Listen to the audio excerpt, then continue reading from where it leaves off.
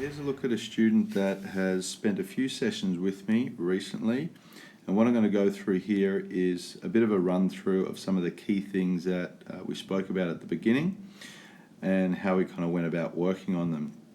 There's a few areas of setup here that I wasn't particularly comfortable with, but I didn't mention them too much at this stage as I felt that they were minor enough that we would kind of work through them as we went along.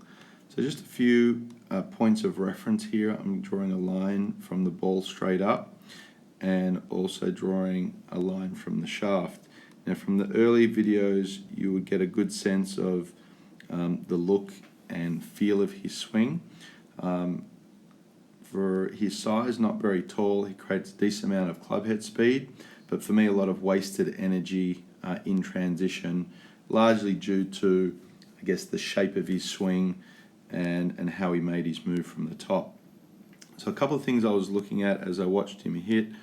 If we look at the face-on view here first on right screen, we notice that the general arc of the swing is what I would tend to call very shallow to steep. So if I draw a line here across his club, which kind of represents the width of his backswing as it approaches the top of his swing, and then the downswing, we can kind of see the club kind of bounces off and has a much wider arc than what we see on the way back. Now, it's really hard to find any top level ball striker that does this to this extent.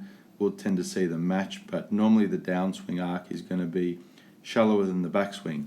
This is not necessarily a product of wrist. It can be more to do with shaft in many cases, but for me, that would be a little bit of an alarm bell when I see that, because I'm always curious to see from here, can the student match up their impact condition, or in this case, is he adding a little bit too much dynamic loft at the bottom? If we looked at his TrackMan numbers, we see a decent amount of speed created. If I just jump into his numbers here. So we see an average club head speed for a 7-iron of 86. But if we're looking at how optimal he is, we start to see there's a miss hit in here with a little low angle of attack, but we start to see the launch angle being a little higher than what we want, sort of in the 19 range. And we also start to see, because of that, the spin loft, which we can see here, and the ball speed drops considerably, so we don't see a very good matchup. And what I like about TrackMan here, it gives us his optimizing feature, which shows the distance he's hitting, which is 160, and his potential distance at 170. We see a 156 with the potential of 166. So I know just looking at those numbers there that he's not optimized, and there's something that we need to look at there that's going to allow us to reduce the dynamic loft and ultimately get him a little bit more distance with less effort. And obviously his impact condition here is not poor, but we do see his angles being released fairly early here, which tells me there's some wasted energy going on at the wrong time. Great body dynamics, and he certainly moves very, very well. From the down the line view here, I think this gives a little bit better depiction of kind of what's going on. You know, we see nice move here with his hands and club moving up the line. You start to see the club kind of rolling and getting a little bit flat through position 3 here. And I'll just draw again a red line to represent that.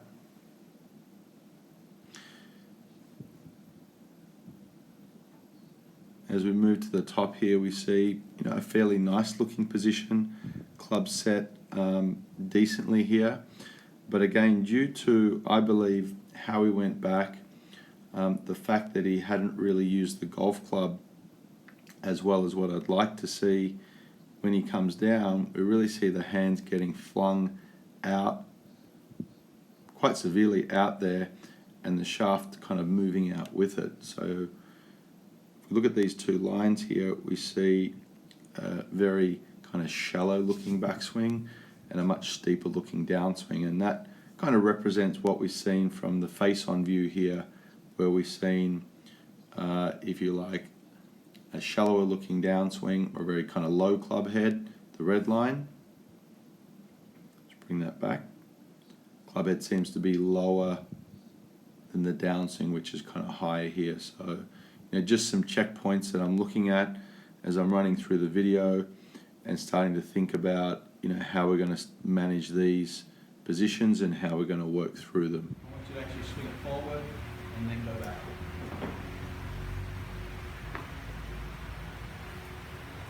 Literally, you're going to feel when you go from the end of the backswing to the start, your back 1 or 2 fingers of your right hand's off the club. So swing it forward. That's it. Good. Very nice. Perfect.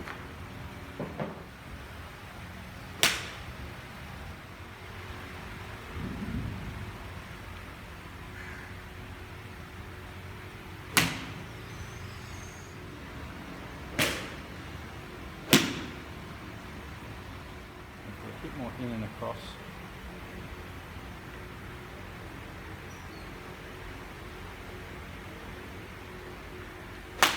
Good. It's okay. This will be definitely a little bit of an exaggerated feel that I'm giving you. But the idea is we're going to keep this pitch of the wrist all the way through, just like that. So really feel like I'm driving the handle a lot more forward as I'm rotating. They're keeping that left wrist flat. So again, I'm able to hit, we've got a 6 iron here, we're able to hit this pretty low.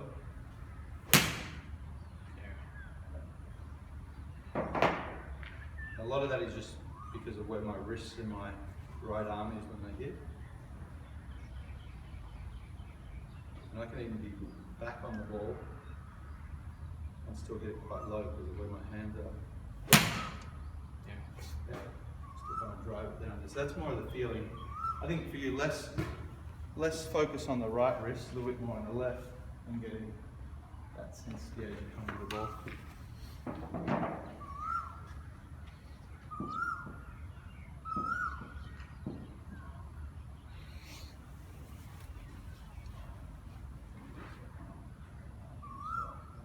Do a little reversal form.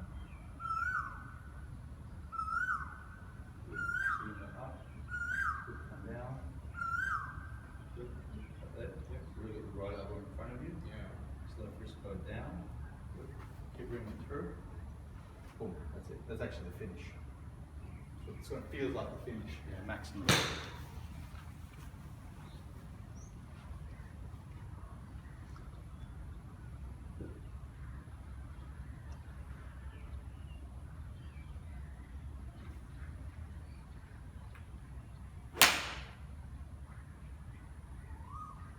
Good. Keep going with that.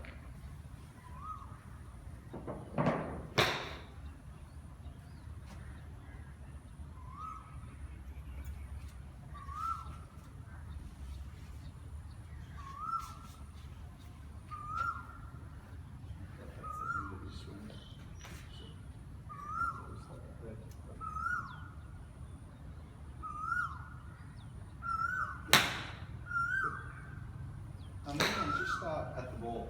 You don't start forward.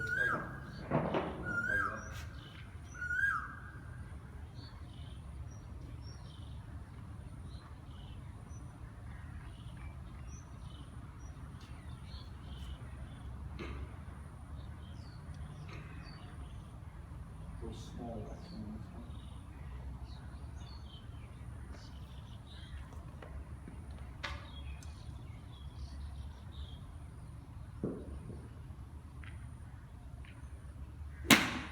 Very good. Good attempt. Yeah. Taking a bit behind that. Yeah. But more of that length of swing. That's good. Yeah. During time.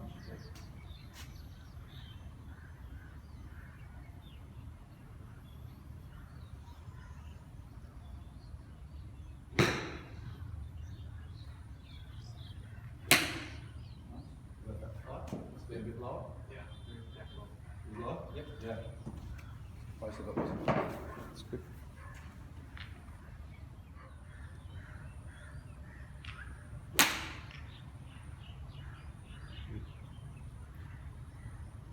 Nice nice low flight. Ball starting to the right, getting a little soft draw to it. It's good. So what's the feeling there compared to what you were doing before? Is it just a little different with the wrist angles? Do you feel like more with the left or the right? More left. More left.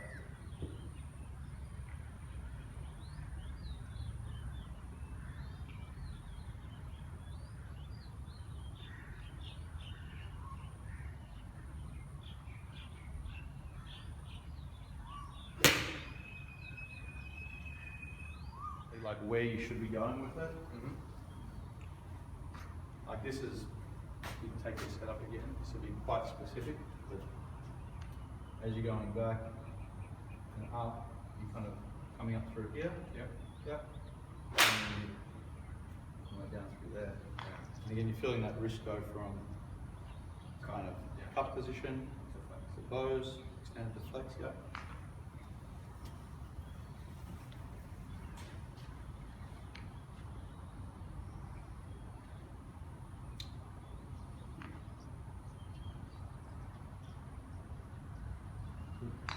And we'll just hit some trots like that.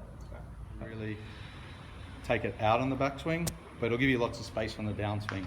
And we can adjust it as we go along. Let's see how you go with that.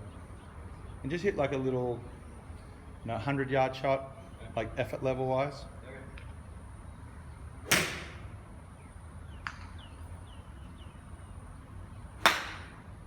Pretty good.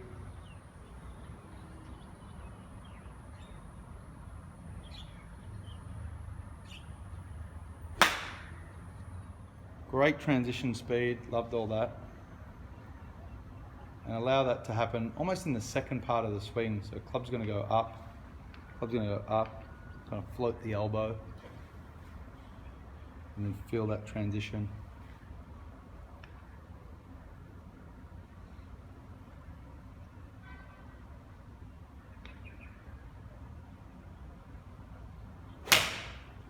Good job. The timing of the downswing is key for you. Yeah. Giving yourself a little more time to feel it. Yeah, it's good.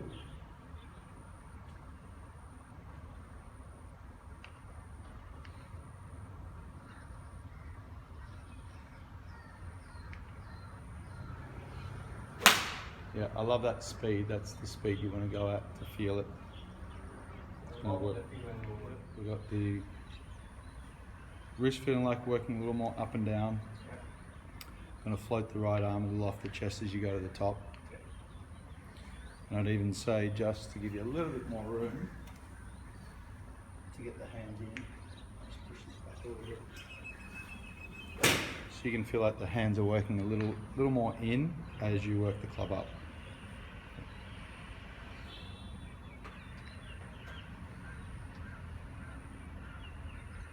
Very good. Nice.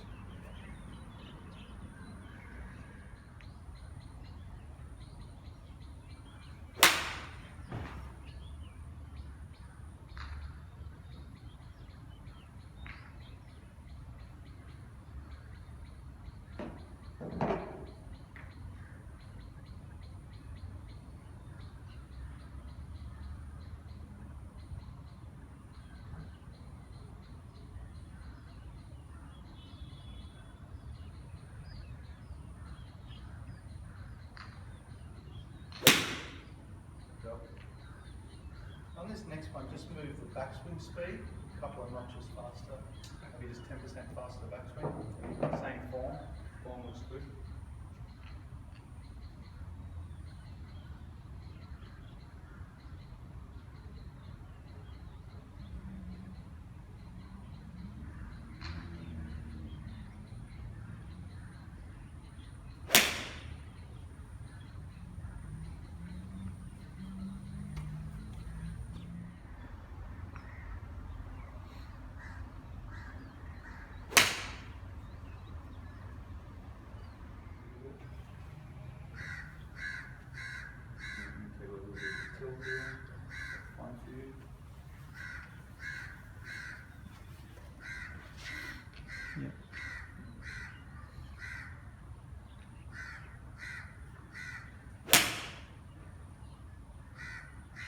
What was that contact like?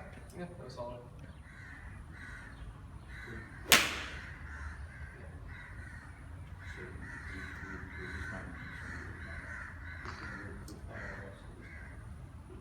Staying centered.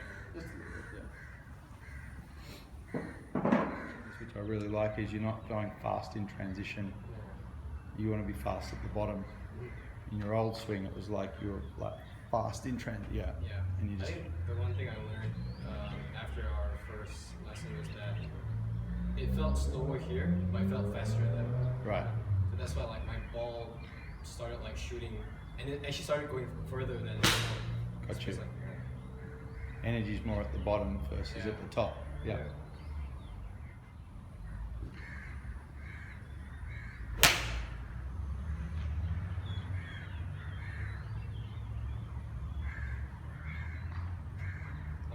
I'm feeling a lot of compression right now. Like it A feels lot? really compressed. Yeah. Right. Yeah. The ball Impact. feels like it's sticking to the face much more longer.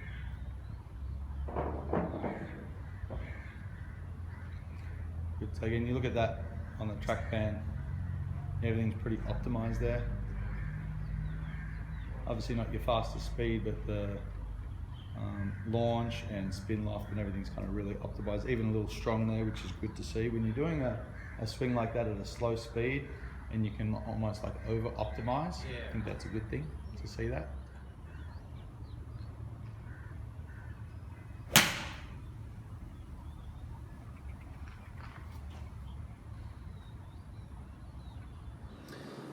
So as I mentioned, the launch starts to get lower, the spin loft comes down, and the ball speed goes up.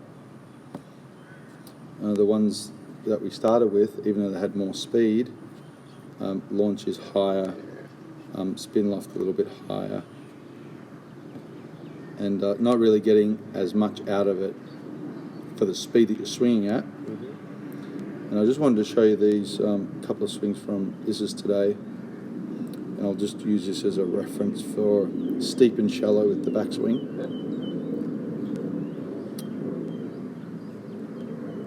So I do kind of doing this drill from last week.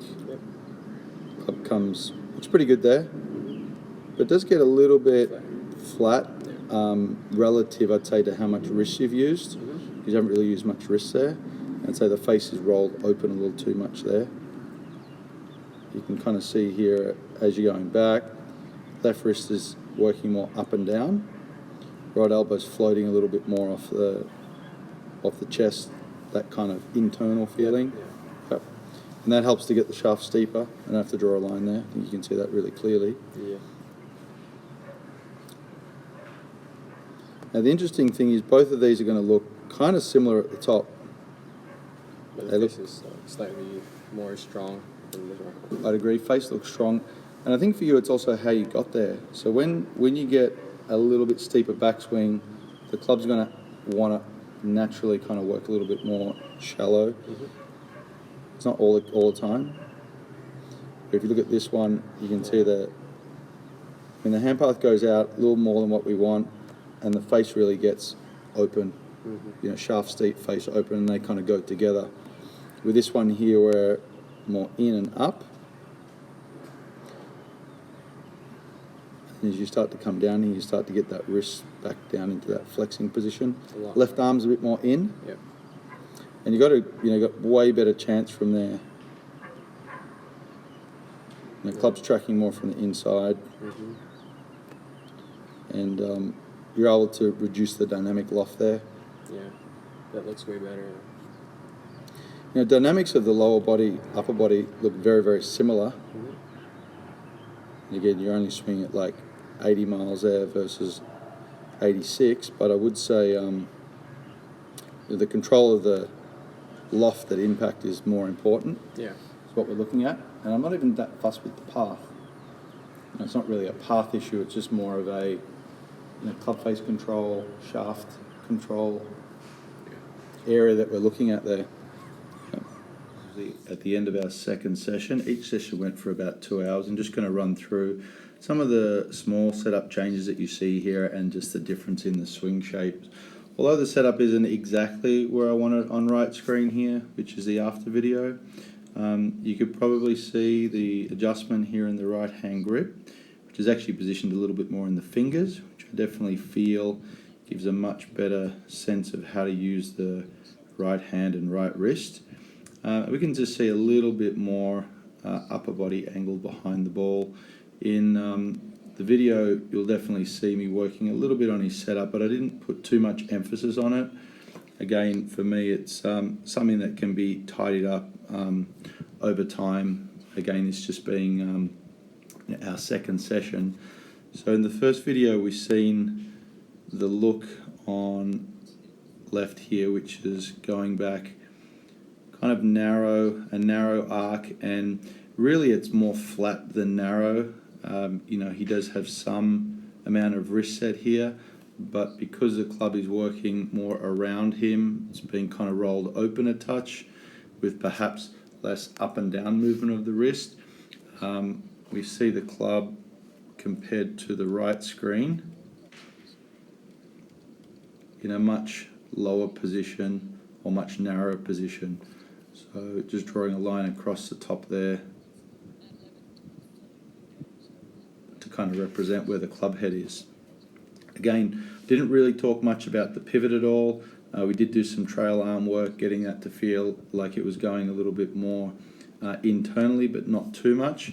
So definitely the big difference here is in the speed of the transition and in some of the transition drills that we did. Again, here we see the club kind of bouncing off and creating this kind of wide arc look in the downswing, being well above the backswing arc. Whereas on the right screen, as he kind of moves into transition, which he does a really nice job of here, we start to see the lead wrist going back into flexion, and we definitely see a narrowing of the arc there, quite a big difference. Now, these swings were at around 80 to 82 miles an hour, his normal speed's at about 86, and again, when we looked at some of the TrackMan numbers, we did see that distance was equal to what he was producing at the beginning, with just much better dynamic loft and certainly much better sequencing on the downswing as far as his release point. You can again see here when the glove hand reaches just in line with the ball, the pitch of his right elbow, the pitch of his right wrist, and obviously the angle of the club are vastly different, and that's going to definitely produce a different type of trajectory. Dynamic loft on the right screen gets reduced, and we're able to produce a much more penetrating ball flight throughout these two sessions. So hope you got some value out of that. Definitely a number of ideas and drills that we worked on, how we started with the process, and some of the different things that we worked on there in the second session to produce those results.